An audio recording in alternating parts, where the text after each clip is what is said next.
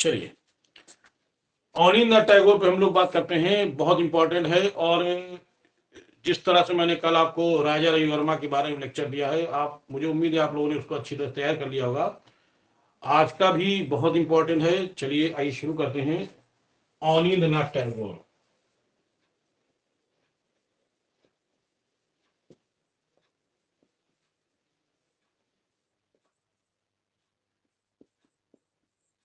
अवनींद्रनाथ टैगोर। सबसे पहले इनकी हम लोग जन्म की बात करते हैं और फिर बात करते हैं इनकी मृत्यु की। तो क्योंकि अक्सर आता है क्वेश्चन इनके जन्म के बारे में, इनकी मृत्यु के बारे में, इनके पिता के, इनके दादा के, इनकी माँ के, इनके गुरु का नाम, इनकी बहन का नाम, इनके भाई का नाम, उन पे सब पे हम चर्चा करते हैं। तो आइए सबसे पहले देखते हैं इनका जन्म 7 अगस्त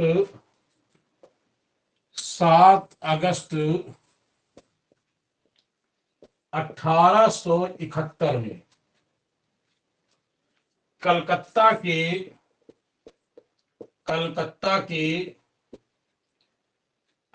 7 अगस्त 1871 में कलकत्ता के जोरासांको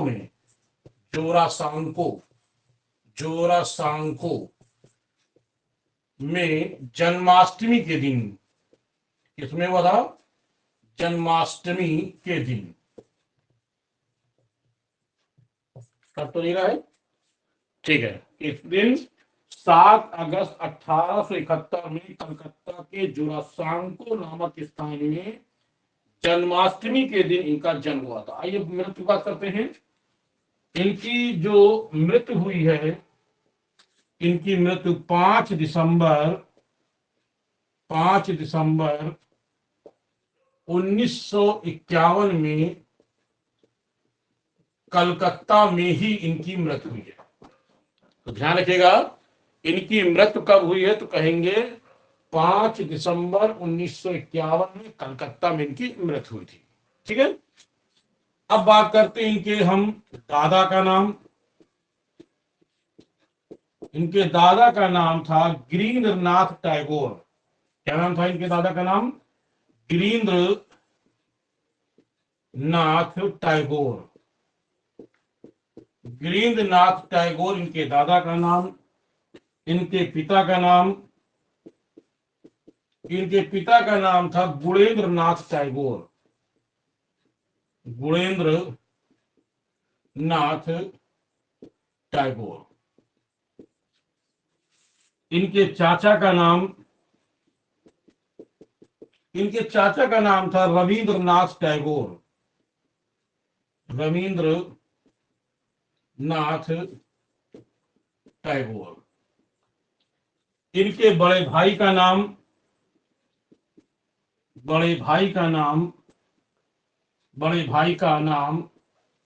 गगनेंद्रनाथ टैगोर। गगनेंद्रनाथ टैगोर, ये इनके बड़े भाई का नाम था। मां का नाम श्रद्धा देवी।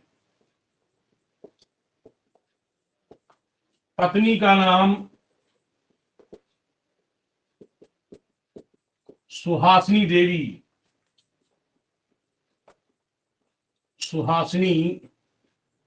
देवी।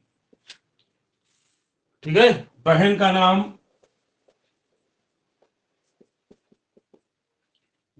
नाम था सुनैना देवी। क्या नाम था? बहन का नाम था सुनैना देवी। तो इस तरह से ये इनका परिवार है। इस परिवार में भी अक्सर क्वेश्चन पूछ लेते हैं। एक बार फिर देख लेते हैं। दादा का नाम गिरीन्द्रनाथ टैगोर, पिता का नाम गुणेंद्रनाथ टैगोर, चाचा का नाम रविंद्रनाथ टैगोर, बड़े भाई का नाम गगनेंद्रनाथ टैगोर, माँ का नाम श्रद्धा देवी और पत्नी का नाम लिखा है। पत्नी का नाम सुहासिनी देवी, बहन का नाम सुनैना देवी। सुनैना देवी के बारे में माना जाता है कि ये आधुनिक चित्रकारों में सबसे पहली महिला चित्रकार इन्हीं को ही मानते हैं। ठीक है, इनकी डिटेल बहुत ज्यादा नहीं मिलती है, लेकिन मानते ही इनके यही है। अब बात करते हैं कि कला गुरु का नाम क्या है। तो आइए ध्यान दें, इनके कला गुरु का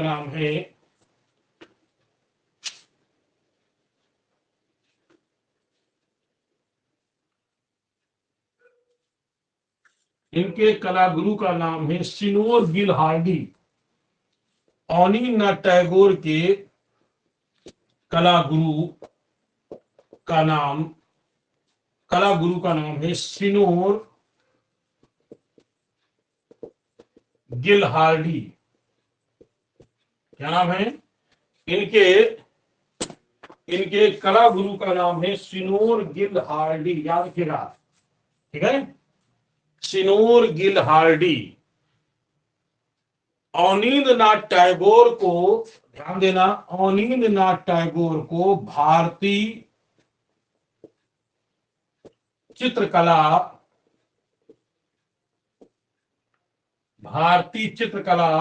या आधुनिक चित्रकला, मैंने कब आया था, आधुनिक चित्रकला का माना क्या जाता है, इनको माना जाता है जन्मदाता। इनको माना जाता है भारतीय चित्रकला और आधुनिक चित्रकला का जन्मदाता माना जाता है, ठीक है। अनिलनाथ टैगोर ने बंगाल शैली को जन्म दिया। इन्होंने बंगाल शैली को जन्म दिया था और इसी शैली को ठाकुर शैली भी कहते हैं। इसी शैली को क्या कहते हैं, बंगाल शैली को ठाकुर शैली के नाम से भी जाना जाता है। तो इस तरह से मैंने ये बताया कि अनिलनाथ टैगोर को कहा जाता है कि बंगाल शैली को इन्होंने जन्म दिया था, इन्हीं बंगाल शैली के जन्मदाता यही मानते हैं। और इनके साथी कौन, तो अभी आगे बताएंगे आपको हम। और इसी शैली को हम ठाकुर शैली के नाम से भी जानते हैं, ठीक है।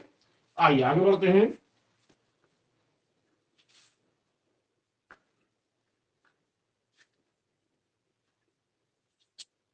अनिलनाथ टैगोर, ध्यान देना, अनिलनाथ टैगोर की आत्मकथा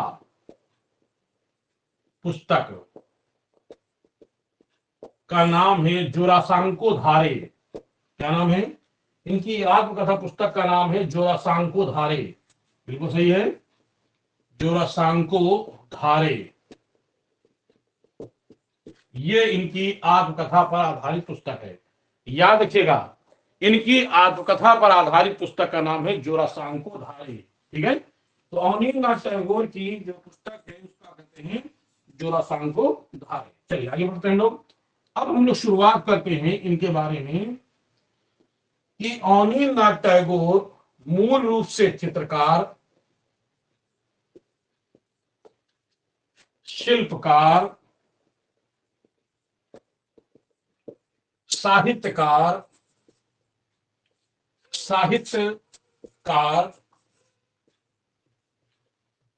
रंगमंच कलाकार,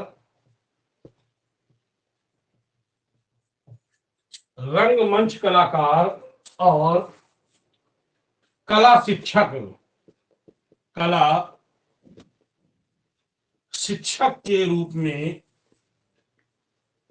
में जाने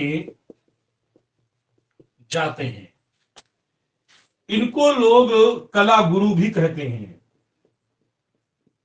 अगर क्वेश्चन आता है कि आधुनिक कला में किस चित्रकार को कला गुरु के नाम से जाना जाता है, तो आप कहोगे ये वैसे तो सबके कला, जो जिसको कोई कला सिखाएगा तो कला गुरु कहलाएगा, लेकिन एक टाइटल बन गया था इनका कि इनके बहुत सारे चित्रकार, जो इनके बहुत सारे शिष्य जो विभिन्न स्थानों पर चित्रकारी कर रहे थे।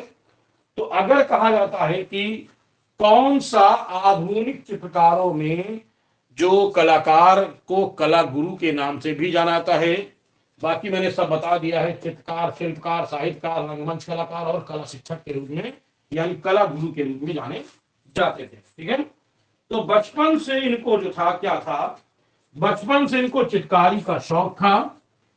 तो ये पेन के माध्यम से, यानी पेन से स्केच किया करते थे, खींचे करते थे पेन से, और इनके ऊपर बचपन से सबसे ज्यादा अगर किसी का प्रभाव था तो इनके चाचा रविन्द्रनाथ टैगोर का प्रभाव था। रविन्द्रनाथ टैगोर एक जानी मानी हस्ती थी। रविन्द्रनाथ टैगोर के पास लोग इनसे मिलने आया करते थे। ब्रिटिश के लोग, इटालियन लोग, विभिन्न लोग आया करते थे, इनसे मिलते थे। ऐसे ही इनसे बचपन में जब ये छोटे थे तभी रविन्द्रनाथ टैगोर से मिलने एक इटालियन कलाकार आया था, उसका नाम था सिनोर गिल हार्डी। क्या नाम था? इनसे यानी रविन्द्रनाथ टैगोर से मिलने एक इटालियन इटालियन इटालियन कलाकार आया और इस इटालियन कलाकार ने अवनींद्रनाथ टैगोर को, अवनींद्रनाथ टैगोर को, यानी इनको अक्सर लोग कहते थे, इनको अवनी बाबू भी कहते थे। क्या कहते थे इनको? अवनी बाबू। कहीं अगर हम अवनी बाबू कंफ्यूज होते, इनको अवनी बाबू भी कहते थे लोग। तो अवनींद्रनाथ टैगोर को इटालियन कलाकार जिसका नाम था सिनोर गिल हार्डी, अभी मैंने बताया आपको, सिनोर गिल हार्डी, सिनोर गिल हार्डी ने इनको सिखाया था तैल रंग प्लस पेस्टल रंग, तैल रंग और पेस्टल रंग की इनको सिखाई थी क्या विद्या। इनको तैल रंग का प्रयोग करना और तैल रंग का प्रयोग करना, पेस्टल रंग का प्रयोग करना इन्होंने इनको सिखाया था। ठीक है, इस तरह से इन्होंने पहली बार इन्होंने तैल और इन्होंने पेस्टल रंग के बारे में सीखा। इसके बाद कुछ समय बाद, यानी जन्म तो इनका मैंने अभी बताया आपको 71 में, यानी उसी के बाद 8-10 साल के बाद, उसके बाद एक और ब्रिटिश कलाकार आए, चार्ल्स एल पामर। याद रखिएगा, उस ब्रिटिश कलाकार का नाम है चार्ल्स एल पामर। ये सब रविन्द्रनाथ टैगोर से मिलने आया करते थे। ऐसे में एक ब्रिटिश कलाकार आया, उसका नाम था Charles L Palmer. Charles L Palmer ये जब आए ब्रिटिश कलाकार, तो इन्होंने इन्होंने चार्ल्स एल पामर ने अवनी बाबू को रेखा चित्र, क्या सिखाया उन्होंने? रेखा चित्र बनाना यूरोपी पद्धति पर। कौन सी पद्धति पर? यूरोपी पद्धति पर बनाना सिखाया। इनको यूरोपी पद्धति पर चित्र बनाना सिखाया। कैसे? रेखा चित्र, रेखा के माध्यम से। तो चार्ल्स एल पामर ने इनको रेखा शैली पर इनको चित्र बनाना सिखाया। ठीक है, और तब इन्होंने यूरोपी शैली में, यानी यूरोपी पद्धति में अपने जीवन का सबसे पहला चित्र किस पद्धति पर? यूरोपी पद्धति पर चित्र बनाया। ठीक है, और उसका शीर्षक क्या था? मैं यहां भी देता हूं। उस शीर्षक क्या था? उस शीर्षक का नाम था शाहजहां के अंतिम दिन। उसका शीर्षक क्या था? शाहजहां के अंतिम दिन। यह चित्र बनाया था किसने? बनाया था अवनींद्रनाथ टैगोर ने। शाहजहां के अंतिम दिन वाला चित्र बनाया। ठीक है, ये जो चित्र बनाया था, इस चित्र को रवि वर्मा ने, यानी राजा रवि वर्मा, इसने राजा, यानी लिखेंगे राजा रवि वर्मा ने इस चित्र की क्या की थी? प्रशंसा की थी। राजा रवि वर्मा ने इस चित्र की प्रशंसा की थी, यानी उस समय राजा रवि वर्मा जीवित थे। इन्होंने इनके चित्रों की प्रशंसा की और ये बहुत खुश हुआ और इनके अंदर चित्र बनाने की जिज्ञासा जागी। ठीक है, अब इसके बाद इन्होंने 1895 तक लगातार इन्होंने यूरोपी पद्धति पर ही चित्र बनाए हैं। कब? 1895 तक यूरोपी पद्धति पर, 1895 तक यूरोपी पद्धति पर ही चित्र बनाए थे। तत्पश्चात यानी इसके बाद इन्होंने भारतीय पद्धति पर चित्र बनाना शुरू किया। समझ रहे? और भारतीय पद्धति पर बनाया गया इनका प्रसिद्ध चित्र है शुक्लाभिसारे। कौन सा है? भारतीय पद्धति पर इनका पूर्णतया भारतीय पद्धति पर बनाया गया, लिख सकते हैं यहां पे हम, पूर्णतया भारतीय पद्धति पर बनाया गया चित्र, पद्धति पर बना चित्र, और उस चित्र का नाम क्या है? तो आप कहोगे शुक्लाभिसारे। याद रखिएगा, शुक्लाभिसारे। भारतीय पद्धति पर बनाया गया इनका प्रमुख चित्र कौन सा है? शुक्लाभिसारे। याद रखिएगा, शुक्लाभिसारे, भारतीय पद्धति पर। फिर इसके बाद इन्होंने एक तरह तो भारतीय पद्धति पर चित्र बनाया, अब भारतीय भी जान गए, यूरोपीय भी जान गए, तो ऐसे में यूरोपीय और भारतीय दोनों को मिला जुला यानी समन्वय वाला एक चित्र बनाया, राधा कृष्ण की श्रृंखला। आइए देखते कौन सा चित्र है। इन्होंने अब भारतीय बनाना सीख चुके थे, तो इन्होंने क्या किया, अब मैं यहां लिख देता हूं, यूरोपीय पद्धति और प्लस भारतीय पद्धति, भारतीय पद्धति, इन दोनों का समन्वय। क्या कहेंगे? इन दोनों का, दोनों मिला जुला क्या बोलेंगे? समन्वय। तो भारतीय और यूरोपीय के समन्वय कह सकते हैं, दोनों मिला जुला पद्धति, उस पर इन्होंने चित्र बनाया, उसका नाम था राधा कृष्ण की श्रृंखला। राधा कृष्ण की श्रृंखला, सही है, राधा कृष्ण की श्रृंखला। ये चित्र इन्होंने, यानी भारतीय को भी उसको इसमें कुछ यूज किया है, कुछ विदेशी का भी प्रयोग किया है, यानी यूरोपीय का प्रयोग किया। तो इस तरह से इन्होंने भारतीय यूरोपीय पद्धति पर इन्होंने ये चित्र बनाया। अच्छा, एक बात और बता दें, इनकी जो भारतीय पद्धति का जो मूल आधार क्या था, मूल विषय इनका भारतीय विषय का, जो भारतीय पद्धति का इनका जो मूल विषय था, वो थी मुगल शैली। क्या थी? मुगल शैली। यानी भारतीय में जिन्होंने जो मूल उन्होंने बनाया था वो कौन सी थी? तो आप कहेंगे मुगल शैली। क्लियर हो गया? आइए आगे देखते हैं।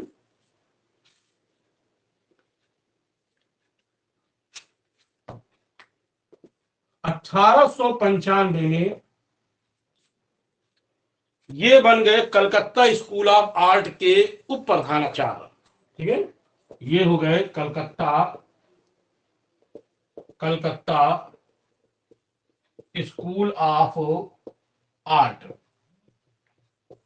कलकत्ता स्कूल ऑफ आर्ट के ये बन गए क्या? प्रधानाचार्य, जो सॉरी उप प्रधानाचार्य, ये बन गए उप प्रधानाचार्य। ठीक, जबकि इस समय जो प्रधानाचार्य कौन थे? प्रधानाचार्य इस समय प्रधानाचार्य थे ईवी हैवल।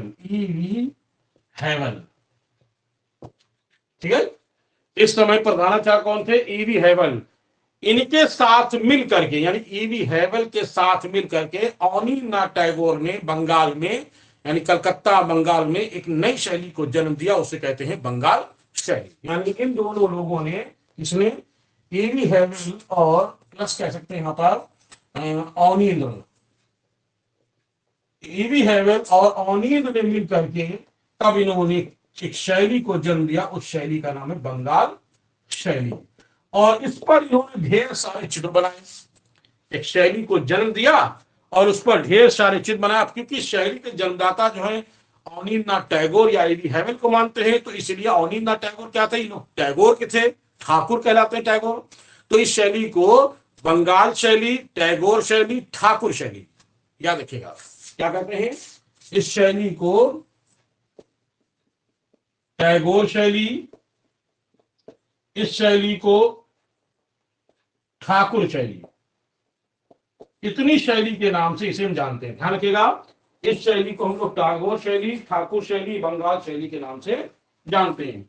और इस पर इन्होंने बहुत सारे चित्र बनाए हैं। अनिल टैगोर ने इनके संपर्क, एवी हैवल के संपर्क में आकर के इन्होंने भारतीय पद्धति, भारतीय विषय, भारतीय यानी मुगल शैली, इन मुगल शैली की पद्धति इन सब को लेते हुए और बंगाल शैली यानी उसमें मूल था बंगाल को मिला के, यानी मूल बंगाल बन गई।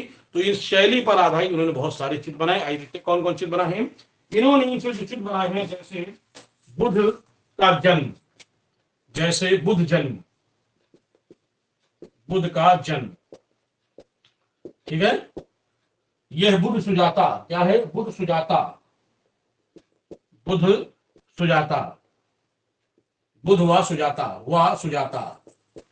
आप जानते हैं बुद्ध सुजाता कहानी, है ना, वही है बुद्ध व सुजाता। 3 श्री राम, 4 रामायण, रामायण और रामायण के अतिरिक्त महाभारत, ठीक है, महाभारत, अभिसारिका, ताजमहल का निर्माण,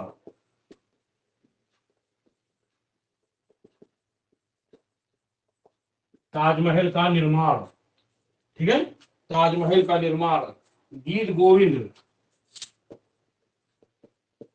गीत गोविंद,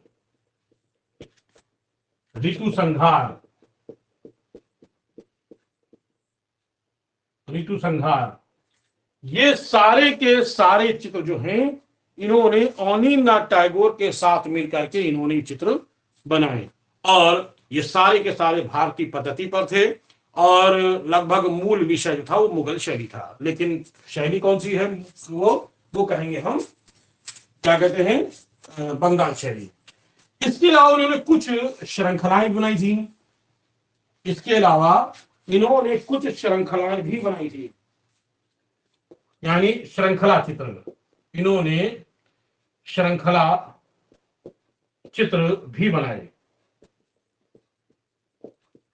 कौन से इनके श्रृंखला चित्र? जैसे जैसे इनका है बुद्ध चरित्र, बुद्ध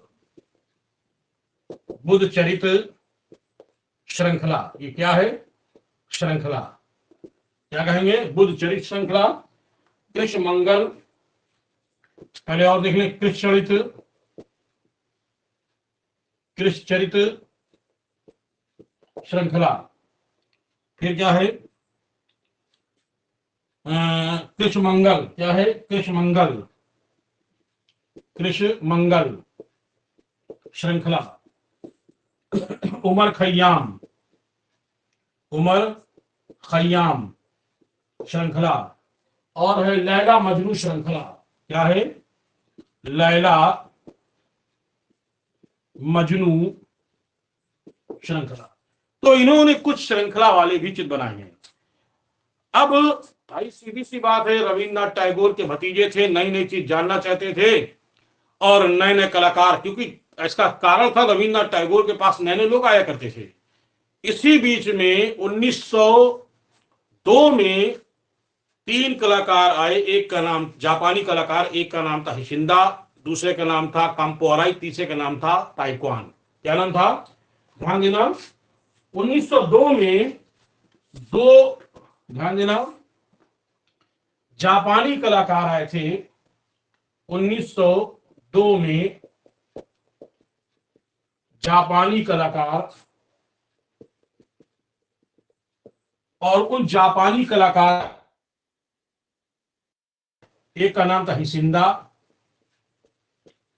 दूसरे का नाम था याकोहामा ताइक्वान, याकोहामा ताइक्वान, और तीसरे का नाम था काम्पो अराई। ये 3 लोग थे। अब ये तीनों जो हैं आए थे, रविन्द्रनाथ टैगोर की एक तो जिज्ञासा भी थी नई नई कला को सीखना, और इसीलिए अपने बड़े भाई के साथ मिल करके आए, इन्होंने एक ऐसी संस्था खोली जिसपे नई नई चीजों को जानना है। अभी आगे बताएंगे आपको, फिलहाल हिसिंदा याकोहामा ताइक्वान कंपो अराई, इसमें कंपो अराई ये चले गए थे तुरंत। अब बचे ये दो, तो ये दो कुछ समय यहां रुके और इन दोनों ने अवनींद्रनाथ टैगोर को जापानी कला सिखाई। क्या सिखाई इन लोगों ने? इन लोगों ने अवनी बाबू को यानी अवनींद्रनाथ टैगोर को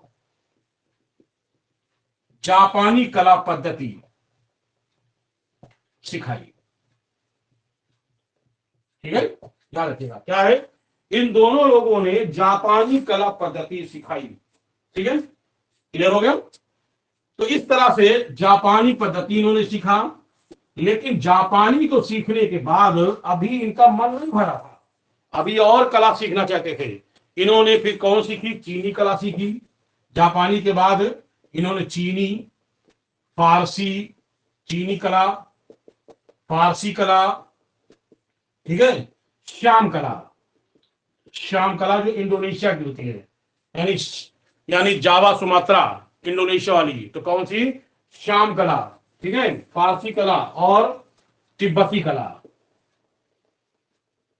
तिब्बती कला ये सारी की सारी इन्होंने कला सीखी थी। ठीक है, सीखी थी किसने? अवनींद्रनाथ टैगोर ने। तो इसके बाद इन्होंने बहुत सारी कला सीख गए थे, तब इन्होंने 1905 में अपने जीवन का सबसे प्रसिद्ध चित्र बनाया और उस चित्र का नाम था भारत माता। क्या नाम था? 1905 में अवनींद्रनाथ टैगोर ने बहुत ही फेमस चित्र बनाया, उस चित्र का नाम है भारत माता। 1905 में अवनींद्रनाथ टैगोर ने भारत माता वाला चित्र बनाया। कौन सा? भारत माता। लेकिन जब इस चित्र को बनाया था तो इस चित्र का नाम भारत माता नहीं रखा था। जब बनाया इन्होंने तो तब इस चित्र का नाम भारत माता नहीं रखा, तब इन्होंने इसका नाम कुछ और रखा था। क्या रखा था? तब इन्होंने इसका नाम रखा था, यानी पहले इसका नाम क्या था? पहले नाम इसका था बंग माता। बंग माता, बंग माता मतलब बंगाल की माता। बंग मतलब बंगाल की माता, और इन्होंने इसके बाद बंगाल की माता से ये नाम पड़ गया भारत माता। अब इसको हम भारत माता के नाम से जानते हैं। ठीक है, तो ऐसे में समझे कि भारत माता जो चित्र है, ये चित्र अवनींद्रनाथ टैगोर के द्वारा 1905 में बनाया गया। ठीक है, किस कला में था? ये जापानी कला में था। जापानी कला में था। एक बात ध्यान रखिएगा, किस कला में है? ये जापानी कला में है, भारत माता। और इसमें इन्होंने एक महिला को दिखाया, एक महिला को दिखाया गया है। ठीक है, क्या है? एक महिला का चित्रण है, ध्यान रखिएगा, एक महिला का चित्रण है। ठीक है, और उस महिला के 4 हाथ दिखाए गए हैं। उस महिला के 4 हाथ दिखाए गए, 1 2 3 4। इस महिला के 1 2 नहीं 4 हाथ दिखाए गए हैं। ठीक है, 1 2 3, ज्यादा हो गया है ये, 1 2 3 4, ये नीचे पाया है ये। ठीक है, इस महिला के 4 हाथ दिखाए गए। कितने हैं? महिला के 4 हाथ हैं। ठीक है, अब 4 हाथ में किसी में पकड़ा दे, कोई फिक्स नहीं कि दाहिने बाएं दाएं, कोई ऐसा नहीं है। पहले तो जान लें, ये महिला जो है गेरू वस्त्र पहने हैं, गेरू वस्त्र पहने हैं। गेरुआ वस्त्र पहने हैं, महिला के 4 हाथ हैं। तो इस महिला के 4 हाथ में पहला, दूसरा, तीसरा, चौथा। ठीक है, पहला, दूसरा, चौथा, एक में, यानी हम कोई भी कह सकते हैं, आगे पीछे कह सकते हैं कि एक में क्या है? एक हाथ में इसकी किताब है, एक हाथ में इसकी माला है। ध्यान दीजिएगा, एक हाथ में माला है, एक हाथ में इसके कपड़ा है, एक हाथ में जौ की बाली, जौ की बाली। बाली जो मतलब जिसमें एक होता गेहूं, एक होता जौ। तो जौ होता है, जौ की जिसमें होता नहीं, आपने देखा होगा, एक बाली उठा लो तो उसमें गेहूं, उसके अंदर जौ रहते बहुत सारे। तो जौ की बाली, एक बार ध्यान से फिर देख लें मैंने क्या बताया है। एक में कपड़ा है, माला है, किताब है और एक में जौ की बाली है। क्लियर हो गया? ये 4 हाथ है। और इसका नाम क्या है था पहले? बंग माता। ये नाम भारत माता किसने दिया इसको? ये दिया था sister Nivedita. Sister Nivedita, Nivedita, sister Nivedita ने इसे भारत माता नाम दिया था। और ये सिस्टर निवेदिता थी, ये किसकी बहन थी? तो कहेंगे ये स्वामी किसकी? विवेकानंद। स्वामी विवेकानंद की ये बहन थी, याद रखिएगा। तो इस तरह से भारत माता वाला जो चित्र है ये बड़ा फेमस हुआ है। और इसी को देखते देखते हुए बाद के कलाकारों ने बहुत सारे चित्र बनाए हैं। क्लियर हो रहा है? इसको देख करके बाद में बहुत जैसे भारत माता वाला चित्र जो है बनाया था, हुसैन ने बनाया था और बहुत सारे लोगों ने बनाया है। हम आपको आगे बताते चलेंगे। तो रवि अवनीन्द्रनाथ टैगोर ने ये चित्र बनाया। इसके बाद 1906 में चित्र बनाया था सांधदीप। सांधदीप चित्र, सांधदीप चित्र बनाया था 1906 में। इन्होंने सांधदीप चित्र बनाया था जो इंपॉर्टेंट है। 1907 में उमर खय्याम, 1907 में उमर खय्याम, उमर खय्याम की श्रृंखला, उमर खय्याम की, मैं पीछे बता चुका हूं, उमर खय्याम की श्रृंखला वाला चित्र इन्होंने 1907 में बनाया था। क्लियर हो गया?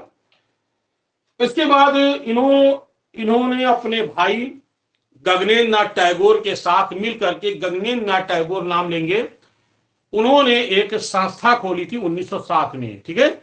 1907 में जो संस्था खोली थी, उस संस्था का जो नाम था इंडियन सोसाइटी ओरिएंट। ध्यान रखिएगा, 1907 में, थोड़ा सा मैं बता देता हूं लेकिन गगनेन्द्र में फिर मैं बताऊंगा आपको। 1907 में मेन व्यक्ति है गगनेन्द्र, दूसरा मेन व्यक्ति है ईवी हैवेल, तीसरा मेन व्यक्ति है अवनीन्द्र। अब बात समझिएगा। अब विकल्प अगर आता है कि जो संस्था का नाम बताने वाला, Indian society of oriental art, याद रखिएगा उस संस्था का नाम क्या है? इंडियन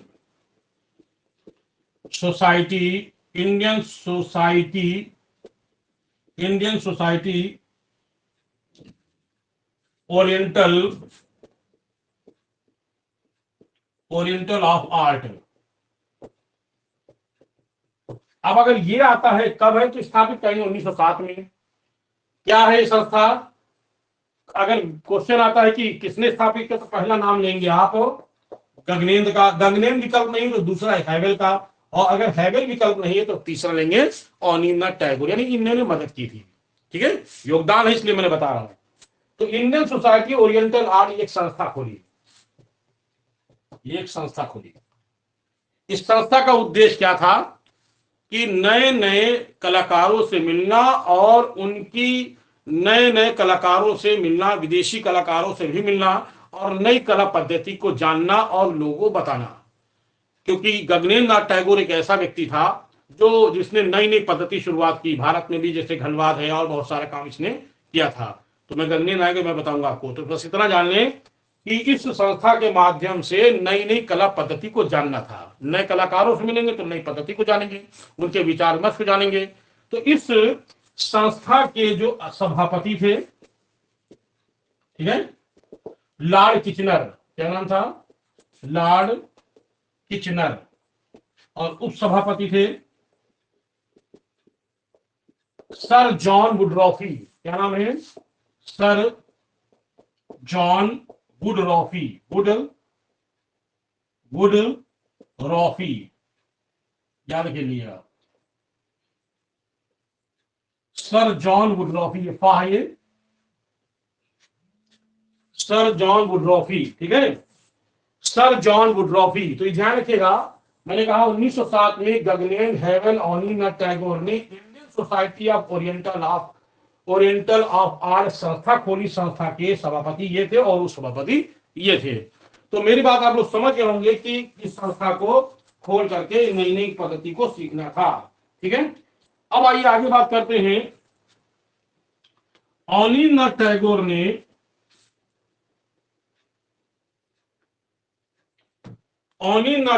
ने भारतीय पद्धति प्लस जापानी पद्धति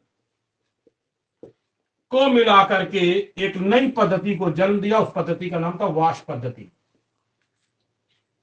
कौन सा जन्म दिया?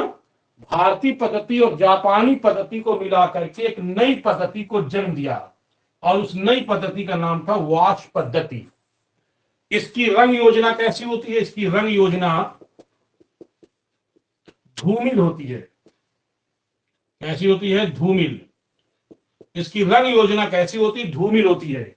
ये कैसी होती है? Light to dark. कैसी होती है? इसका जो वो होता है वो लाइट टू डार्क होता है। हिंदी अंग्रेजी में कहते हैं LIGHT लाइट टू डार्क। इसकी पद्धति कैसी होती है? इसकी योजना कैसी होती है? धूमिल होती है रंग योजना, लेकिन ये हल्के से गहरे भी हो जाते हैं। मैंने रंग वाला प्रदेश बना रखा है, टैल पर भी, जल पे भी, आप उसको देख सकते हो, यूट्यूब पे मैंने डाल रखा है। तो लाइट टू डार्क जब आएगा टेक्निकल तो मैं बताऊंगा इसके बारे में फिर। तो वाश पद्धति को जन्म देने वाले का जो नाम था उसका नाम था अवनींद्रनाथ टैगोर। ये पद्धति किस पर आधारित थी? ये जल रंग पर आधारित थी। जल रंग पर आधारित थी। किस पर आधारित थी?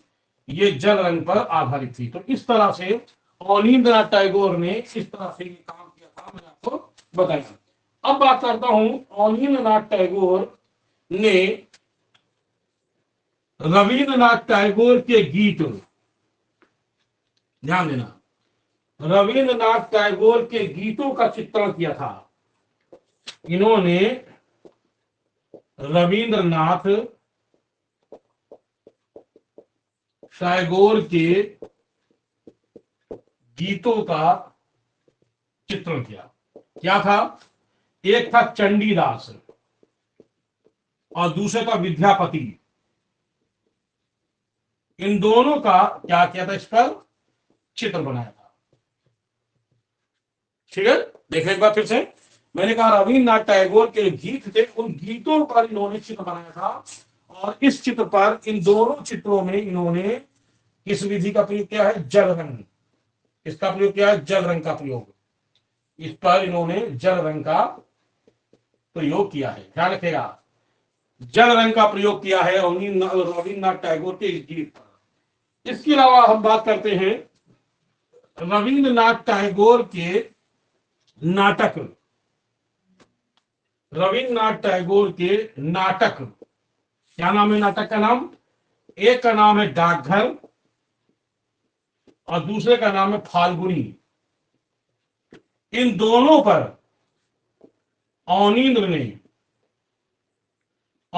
ने, ठीक है, नाटक किया था।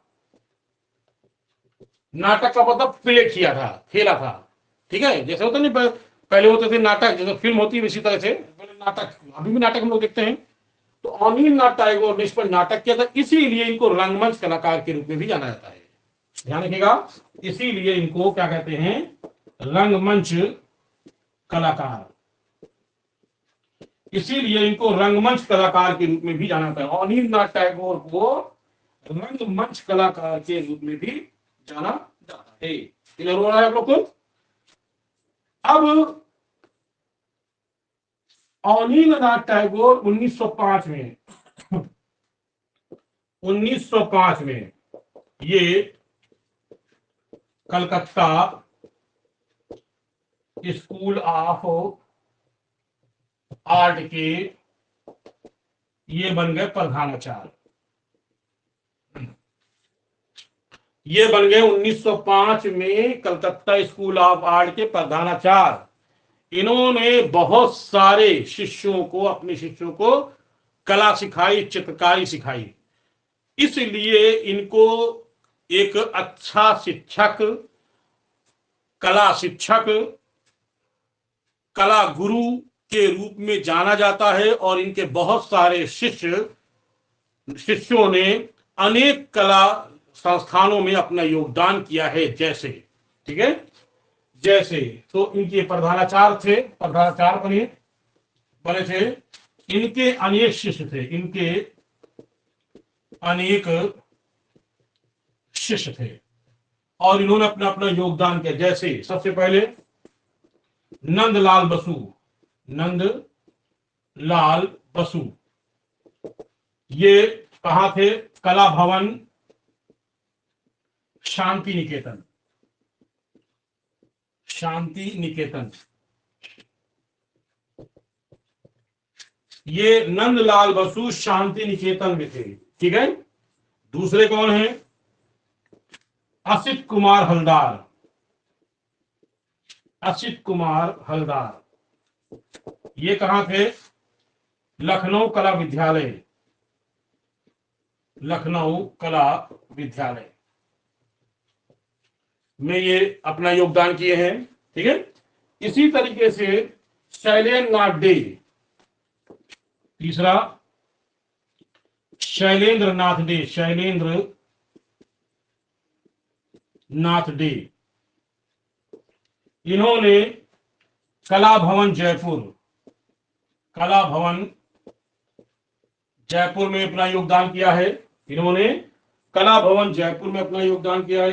देवी प्रसाद राय चौधरी, कौन है? देवी प्रसाद राय चौधरी, देवी प्रसाद राय चौधरी, इन्होंने मद्रास कला स्कूल, मद्रास विद्यालय में, मद्रास कला विद्यालय में, ठीक है, इन्होंने मद्रास कला विद्यालय में। इसके बाद समरेंद्र नाथ गुप्त लाहौर विद्यालय में, लाहौर कॉलेज में, समरेंद्र नाथ गुप्त कहां है? आप कहेंगे लाहौर विद्यालय में। आइए थोड़ा और देख लेते हैं, अभी और है।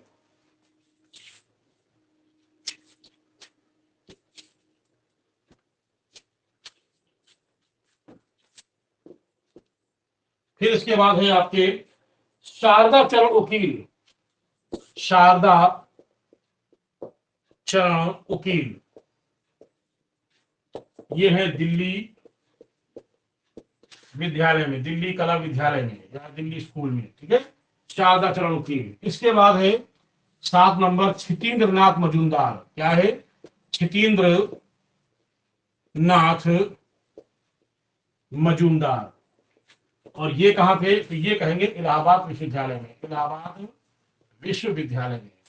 तो ये है आपके हैं जो अवनीन्द्रनाथ टैगोर के नंदलाल बसु कला भवन, ठीक है, शांति निकेतन, असित कुमार हलदार लखनऊ कला विद्यालय, शैलेंद्र नाथ डे कला भवन जयपुर, देवी प्रसाद राय चौधरी मद्रास विद्यालय, मद्रास कला विद्यालय कह सकते हैं, समरेंद्र नाथ गुप्त लाहौर विद्यालय, शारदा चरण उकील दिल्ली विद्यालय में, और छितेंद्र नाथ मजूमदार इलाहाबाद विश्वविद्यालय में। ये क्या थे? यहां पर इन्होंने अपना कला का योगदान किया है। लेकिन ये किसके शिष्य थे? तो कहेंगे अवनीन्द्रनाथ टैगोर के शिष्य थे। इसीलिए अवनीन्द्रनाथ टैगोर को मतलब इतना सम्मान दिया जाता है कि इनको लोग कला गुरु कहने लगे थे। तो इस प्रकार से इनके कला गुरु ये थे। एक बात और बता दें, चलिए बात आगे तो ये भी बता दें, इनकी एक शिष्या भी थी, अवनीन्द्रनाथ टैगोर की शिष्या थी, उसका नाम था रानी चंदा, रानी चंदा, रानी चंदा। ये अवनीन्द्रनाथ टैगोर की एक शिष्या भी थी, उस शिष्या का नाम था रानी चंदा, ठीक है। चलिए आगे बढ़ते हैं हम लोग।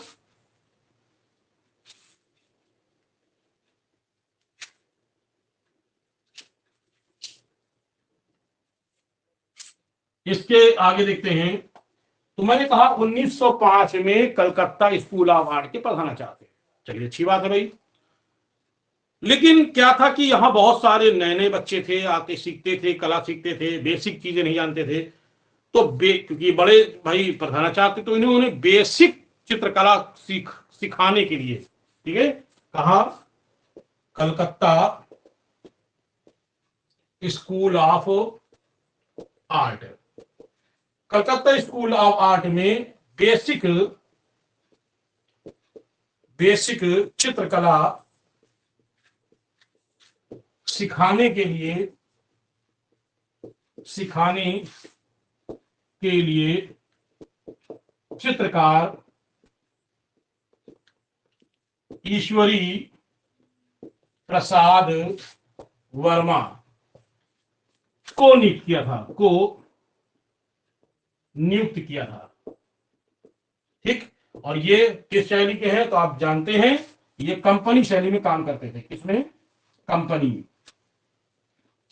ये कंपनी शैली के कलाकार हैं जिनका नाम है ईश्वरी प्रसाद वर्मा, और कंपनी शैली के अंतिम है। और जब अंतिम थे उस वक्त लगभग इसमें आ गए थे, अवनींद्रनाथ टैगोर के समय ये थे। तो अवनींद्रनाथ टैगोर ने इनको कलकत्ता स्कूल ऑफ आर्ट में बेसिक चित्रकला सिखाने के लिए इनकी नियुक्ति की थी। ठीक है, आइए आगे हम बात करते हैं। इसके बाद ये सब अच्छा काम कर रहे थे, कोई दिक्कत नहीं थी। 1940 में, ठीक है, 1940 में इन्होंने चित्रकारी के साथ साथ 1940 में चित्रकारी के साथ साथ खिलौने बनाना शुरू कर दिया था। अब ये खिलौने बनाते थे, तो अब जब खिलौने बनाने लगे तो ये क्या कहलाए? खिलौने बनाने के कारण 1940 में ये शिल्पकार के रूप में भी जाने गए। शिल्पकार के रूप में भी जाने गए। ठीक है, 1940 में ये शिल्पकार के रूप में भी जाने गए, ध्यान रखिएगा। ठीक है, आगे बात करते हैं। 1941 में इनके चाचा का देहांत हो गया। अवनींद्रनाथ टैगोर के चाचा रविंद्रनाथ टैगोर का देहांत हो गया, या कहने मृत हो गई। रविंद्रनाथ टैगोर की मृत हो गई, और मृत कब हुई थी? 1941 में। 1941 में इनकी मृत हो गई। ठीक है, 1941 में जब इनकी मृत हो गई तो बहुत दुखी हुए, और उन्होंने अपने जीवन का अंतिम चित्र 1941 में ही बनाया। ठीक है, 1941 में जब इनकी चाचा की मृत्यु हुई तो इस चाचा की मृत्यु पर इन्होंने एक चित्र बनाया, महाप्रयाण चित्र। ये अवनींद्रनाथ टैगोर का अंतिम चित्र था। ये इनका अंतिम चित्र था, ध्यान रखिएगा। ठीक है, और इस चित्र का अंग्रेजी में नाम है लास्ट जर्नी। इस चित्र का अंग्रेजी में नाम क्या है? लास्ट जर्नी, या अंतिम सफर। क्या कहेंगे इसको? अंतिम सफर। इसको कहेंगे लास्ट जर्नी, या कहेंगे इसको अंतिम सफर।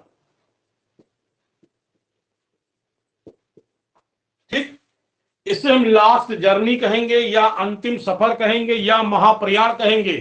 तो ध्यान रखिए दोस्तों, ये इनके जीवन का अंतिम चित्र है। क्यों बनाया, किस लिए बनाया? कि इनके चाचा का देहांत हो गया था, इस दुख पर इन्होंने ये चित्र बनाया था, जो इसका नाम था अंतिम सफर।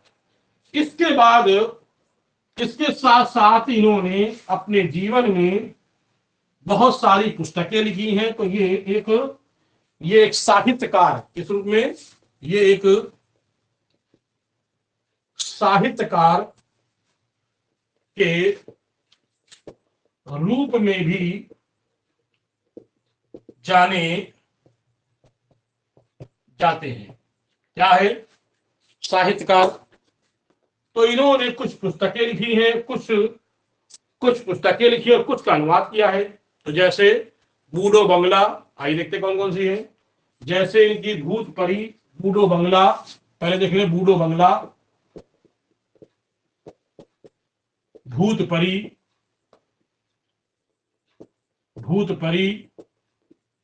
और कौन से है?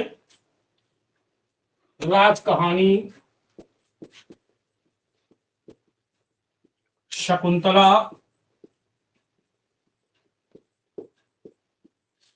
और पांचवा ये है, अंग्रेजी में इंपॉर्टेंट है, एक और देखने पर यहाँ पे नलक। तो ये कहने इसको छठा, ये अंग्रेजी में है थोड़ा से।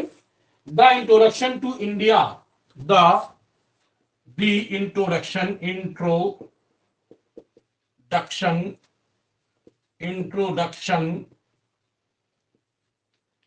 The introduction to India, artist anatomy. क्या है? एनाटॉमी,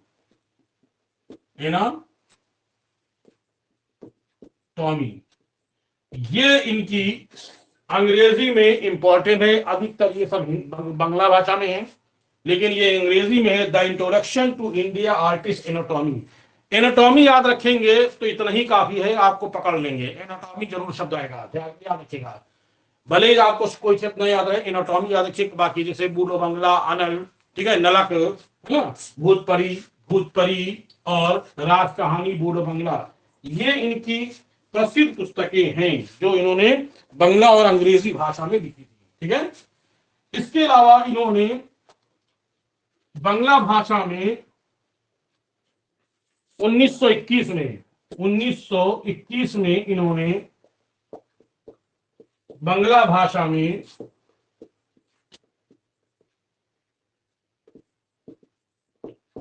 षडंग का अनुवाद किया था। ठीक है, टेक्निकल में मैंने डाल रखा है, आप चाहे तो यूट्यूब पे देख सकते हैं। रंग वाला अगर खोलेंगे आप तो उसमें मैंने रंग वाले करें, जो षडंग वाला मैंने डाला वीडियो, उस पर आप देख सकते हैं।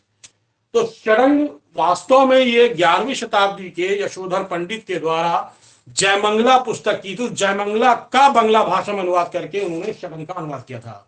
वो बाकी हम आपको उसमें बता सकते हैं। ठीक है, तो ध्यान रखिएगा, बंगला भाषा में इन्होंने षडंग का अनुवाद किया था। क्लियर हो गया है? अब बात करते हैं 1920 से 26, 1920 से 26 के मध्य, 1920 से 26 में इन्होंने छवि चित्र बनाए। और ये छवि चित्र जो थे, इसको कहते हैं व्यक्ति चित्र। और इस छवि चित्र में इन्होंने एक चश्म, एक चश्म का प्रयोग किया है। एक चश्म, चेहरा मतलब चश्मा मतलब चेहरा, एक चश्म का इन्होंने प्रयोग किया है। तो इन्होंने कुछ जीवित, उस वक्त लोग जीवित थे, जीवित का चित्र बनाया। कौन कौन जीवित थे उस वक्त? जैसे कौन कौन सबसे जीवित में जैसे थे गांधी, रविन्द्रनाथ टैगोर, C.F. एंड्रूज। गांधी का बनाया चित्र इन्होंने C.F. Andrews, C.F.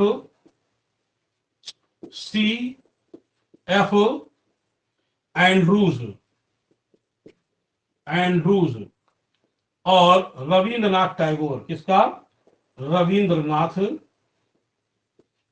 टैगोर। ठीक है, ये इन्होंने जल रंग बनाया था। किसमें?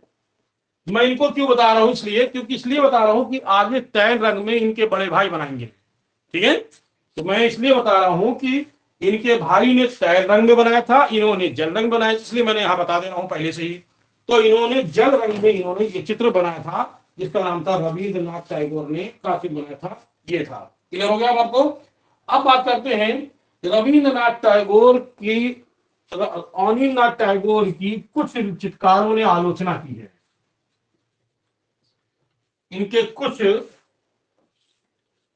इनकी आलोचना करने वाले कौन कौन थे? आलोचना करने वाले, ठीक है, आलोचना करने वाले सबसे पहले 1911 में, 1911 में पहले करने वाले तो जानते एक ही व्यक्ति है मूल रूप से, आनंद कुमार स्वामी।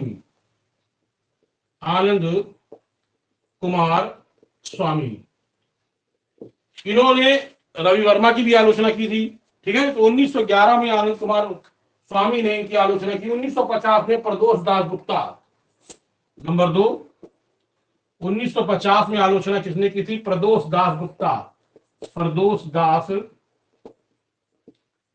ने आलोचना की थी। और तीसरा व्यक्ति जो था वो थे 1959 में WG आर्चर।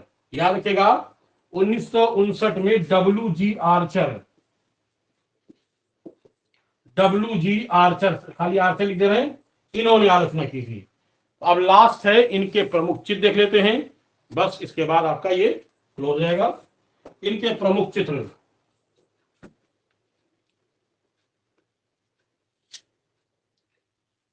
अच्छा एक चीज मैं मिस हो गया है, मैंने कहा जीवित तो मैंने बता दिया, लेकिन आजीवित नहीं बताया। तो आजीवित मैं इसे बोल दे रहा हूं, लिख लीजिएगा आप लोग। आजीवित में नूरजहां का चित्र बनाया था। आजीवित यानी सब जीवित नहीं थे, मुगलों के हैं ये।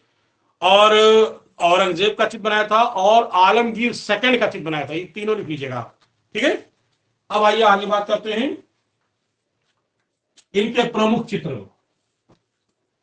इनके प्रमुख चित्र कौन कौन से इनके चित्र हैं? नंबर 1, औरंगजेब का बुढ़ापा। औरंगजेब का बुढ़ापा। नेक्स्ट, औरंगजेब का बुढ़ापा। ताज का स्वप्न। ताज का स्वप्न। गणेश जन्नी। गणेश जन्नी। नेक्स्ट, गणेश जन्नी। ध्यान मग्न बुद्ध। ध्यान मग्न बुद्ध। ध्यान मग्न बुद्ध, ठीक है। इसके अलावा प्रलय दूत। प्रलय दूत। इसके अलावा जावा की नर्तकी। जावा की नर्तकी। इसके अतिरिक्त सूर्य पूजा। सूर्य पूजा।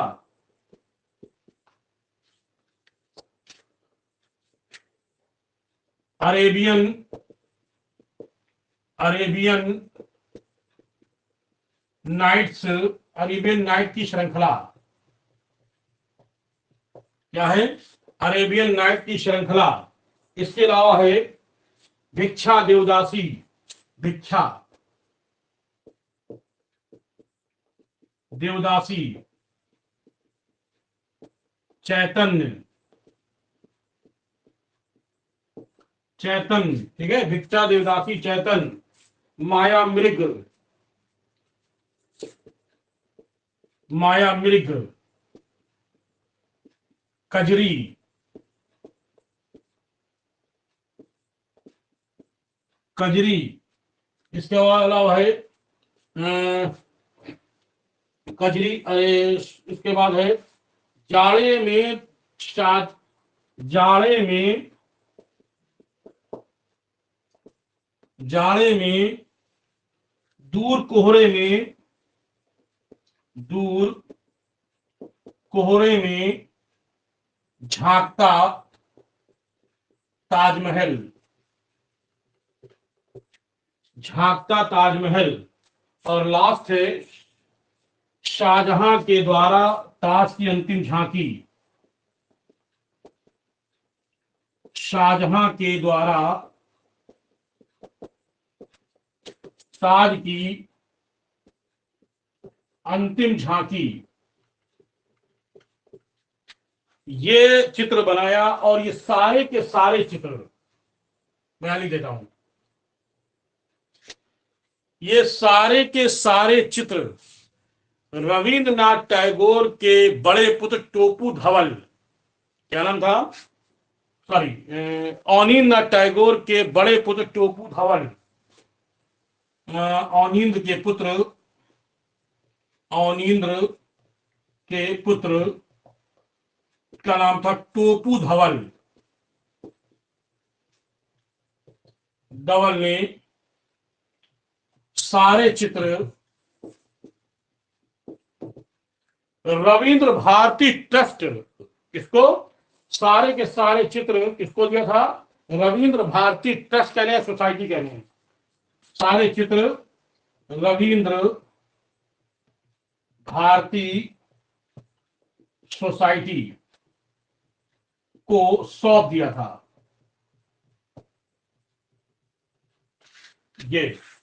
ये मैंने आज आपको बता दिया। अवनींद्रनाथ टैगोर, लगभग मैंने कुछ भी नहीं छोड़ा है, सब कुछ कवर कर दिया, और बड़ा दुर्भाग्य है कि सब लाइव नहीं आते हैं। ये उनके लिए दुर्भाग्य है कि जो लाइव नहीं सुन रहे हैं। सुनेंगे 2 दिन बाद जरूर सुनेंगे, रिकॉर्डिंग पड़ी है, ठीक है, वो सुनेंगे, लेकिन जो चीज मैं लाइव बता रहा हूं नहीं आती, ये इनके लिए बड़ा दुर्भाग्य है। और मैं चाहूंगा कि वो लाइव रहें, आए, ठीक है। इतने सारे स्टूडेंट हैं लेकिन आते लाइव बहुत कम ही लोग। फिर भी मैंने जो आपको बता रहे हैं, ये जो मैंने आपको बताया है, ये पूरा ऑनी ना टैगोर, तो मुझे नहीं लगता कि अब इसके बाहर से कोई क्वेश्चन आएगा। और जो भी आप लोग आधुनिक चित्रकार इस हम पढ़ा रहे हैं, थोड़ा लंबी चलेगी क्लास, क्योंकि आधुनिक बहुत सारे हैं, कुछ समकालीन बताएंगे आपको हम, फिर इसके बाद टेक्निकल, फिर वेस्टर्न। ये है भारतीय में हम लोग ऐसे बढ़ रहे हैं धीरे धीरे। बस रेगुलर बने रहिए। और होता क्या है कि मैंने एक चीज कला वाले स्टूडेंट में देखा, खास तौर से कला वाले स्टूडेंट में एक चीज मैंने ये देखी है, मैं क्योंकि ऑफलाइन ही पढ़ाता हूँ, ऑनलाइन ही पढ़ाता है, तो ऑफलाइन में भी ज्यादा देखते हैं और ऑनलाइन में भी यही है। अभी जैसे वैकेंसी आएगी तो सब जाग जाएंगे, अरे वैकेंसी आ गई और अब चलो तैयारी करते हैं। मान लिए 2 महीने 3 महीने, तो 2 महीने 3 महीने की तैयारी अब नहीं हो सकती कला की। वो जमाने गए जब इतिहास के क्वेश्चन आ जाया करते थे तो लोग कर लेते थे। अब इतिहास के क्वेश्चन ना के बराबर, क्या एक आध क्वेश्चन पूछ लिया तो पूछ लिया, अब पूर्णतया इसमें केवल पूछते हैं, कला ही पूछते हैं। तो इसलिए जो सीरियस हैं वो मेरे साथ जुड़े हैं, लगे हैं, रेगुलर रहते हैं मेरे साथ। देखिए कोई आ गया, एक और जुड़ गया है, लास्ट टाइम आया है, बहुत ही वो आ गया है, कहते हैं सुबह का जो है सोया शाम को आए, ऐसे कुछ बोलते हैं ना। तो खैर वो हम नहीं कहेंगे, फिलहाल इतना कहेंगे कि लगे रहिए। बाकी हम लोग कल मिलते एक नए चित्रकार के साथ और नई ऊर्जा के साथ। बस आप लोग मेरे साथ मेहनत करिए, ऊपर वाले चाह तो इस बार आप लोग का सबका, अगर मेरे साथ मेहनत करेंगे तो सबका सिलेक्शन, काफी लोग का मैंने इस बार सिलेक्शन दिलाया भी है। आप लोग लगे रहें, अब एक बार ही कुछ नहीं होता है, ठीक है। तो चलिए फिर मिलते हैं कल, तब तक के लिए जय Hind, good night. Right sir.